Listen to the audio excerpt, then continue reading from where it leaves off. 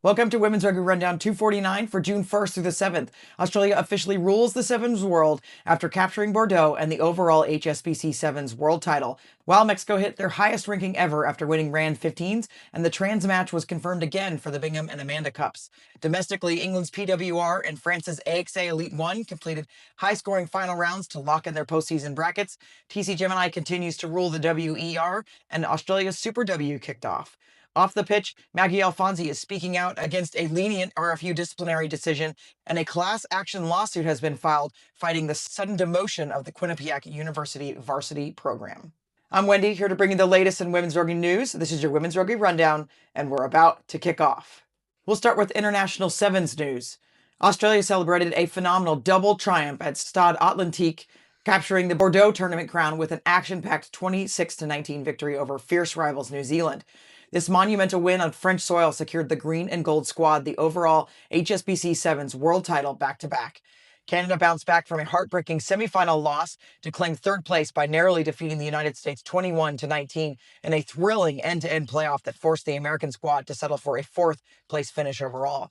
This finalized the core elite lineup for next season's Sevens 1 teams, confirming that Australia, New Zealand, Canada, the United States, France, Fiji, Japan, and Spain will form the top flight division for the 2027 competitive cycle. The battle to secure that final core spot on next year's main circuit provided immense drama, and Spain did it early in the quarterfinals to earn promotion.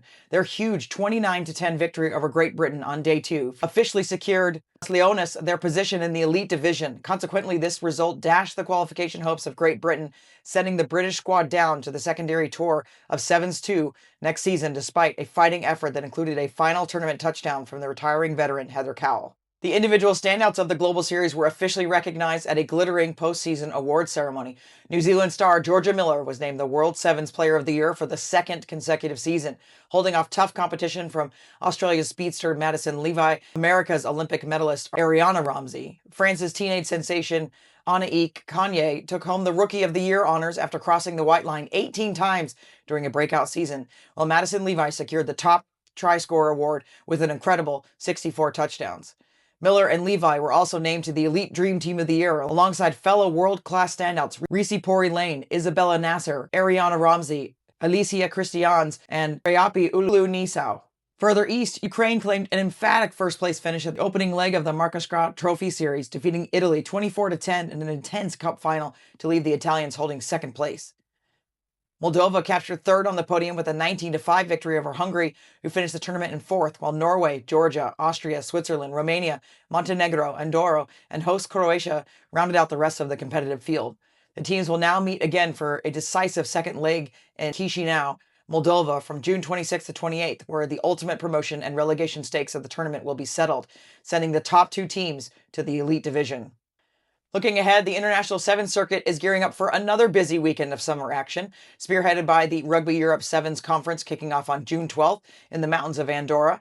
This highly competitive single tournament event features an 11-team field, including Lithuania, Bulgaria, Malta, Estonia, Slovakia, Greece, Luxembourg, Israel, Finland, Bosnia and Herzegovina, and Latvia, all vying for crucial upward movement in the continental hierarchy. The stakes are high for these developing programs, as the top 2 teams at the conclusion of the weekend will earn promotion to the 2027 Trophy Series. Also this weekend, we'll see domestic action continue with the lit Super 7 circuit heading to its third stop at Hartford Sevens. Shogun leads the Elite Series with Hammerheads and the rest of the field in the chase. Now over to International 15s. The final match of the RAN 15s tournament delivered an epic contest in Mexico City, showcasing a classic and thrilling regional rivalry between Mexico and Trinidad and Tobago.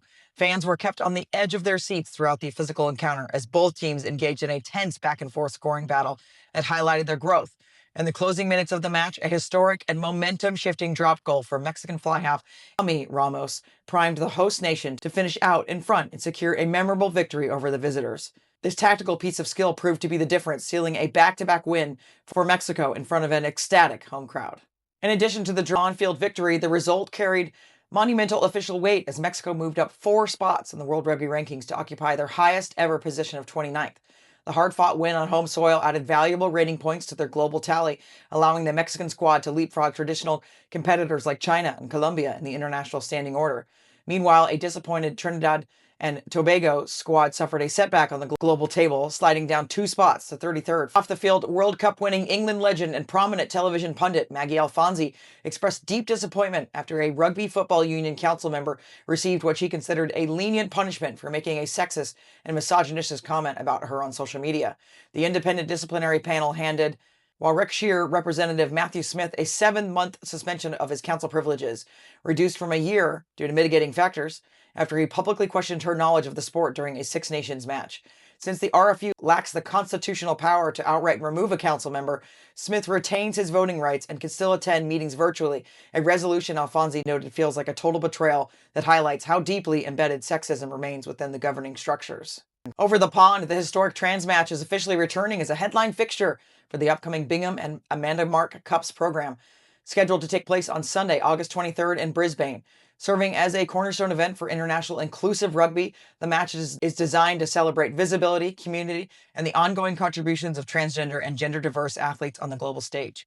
The tournament organizers have officially opened registration for interested players, inviting the global rugby community to spread the word and participate in making this year's showcase the most successful edition yet. Now over to domestic news, and we'll start in the Americas. Round 5 of the WRR season showcased physical defensive battles and explosive attacking displays across the competition. TC Gemini sits atop the table for the 2nd week in a row. This week they locked into a gritty tactical duel against the visiting New York Exiles at TCO Stadium, relying heavily on their signature defensive pressure to secure a 41-19 victory. Out east, the all-gas, no-brakes Bay Breakers set the tempo at Veterans Memorial Stadium, powering through the Boston Banshees to claim a dominant 40-25 away win. The weekend concluded in Glendale, where the reigning champion Denver Onyx utilized their potent offense on home turf to withstand a fierce physical challenge from the hungry Chicago Tempest, walking away with a 45-21 victory to close out the round. In the collegiate landscape, over 20 current and incoming Quinnipiac University women's rugby athletes have filed a class action lawsuit against the institution. This follows the sudden decision to demote their national championship winning program to club status. The federal complaint alleges systemic sex discrimination in violation of Title IX, highlighting significant budget disparities that favor male athletes, while additionally claiming the move was direct retaliation against head coach Becky Carlson for her fierce public and private advocacy regarding the unequal treatment of female sports. The abrupt administrative decision has left players facing extreme personal and financial strain, as many choose Quinnipiac specifically for elite Division I competition and are now seeking an emergency court order to immediately reinstate their varsity status. Now in Europe, the final round of France's AXA Elite 1 league season delivered a thrilling conclusion, locked in by a dramatic 27-27 draw between the division's top 2 powerhouses, ASM Romagna and Stade Toulousain, which allowed Romagna to narrowly clinch the regular season crown by a single point over Toulouse. Third place Stade Bordeaux kept momentum high ahead of the postseason with a commanding 47-19 road victory over Toulon. These results officially cemented the top 4, establishing the highly anticipated playoff matchups, where regular season leaders Romagna will host Blagnac and Stade Toulousain will face off against Stade Bordeaux on June 20th and June 21st. Across the English Channel, the final round of the PWR regular season delivered plenty of try-scoring drama, highlighted by Bristol pulling off a shocking 26-21 upset over league leaders Gloucester-Hartpury, courtesy of a late driving maul try from Holly Phillips. Meanwhile, Saracens sent a terrifying message to the rest of the competition by obliterating a heavily rotated Trailsfinder squad 80-14. While Exeter tuned up for the postseason with an efficient 50-24 win over Sale, these final day results locked in the official semi-final matchups for June 14th, where regular season champions Gloucester-Hartpury will host Trailfinders, and second place Saracens will square off against Exeter. And now to Oceania.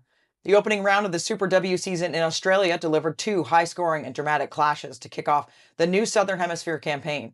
The defending champion NSW Waratahs began their title defense on a high note, putting on a dominant display to secure a 42-29 victory over the visiting Fijiana Drua.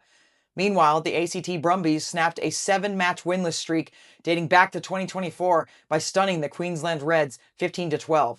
With the scores locked as the clock turned red, an 80th minute penalty allowed fullback Faitala Moleka to step up and slot the game-winning kick straight through the post right after the final siren sounded.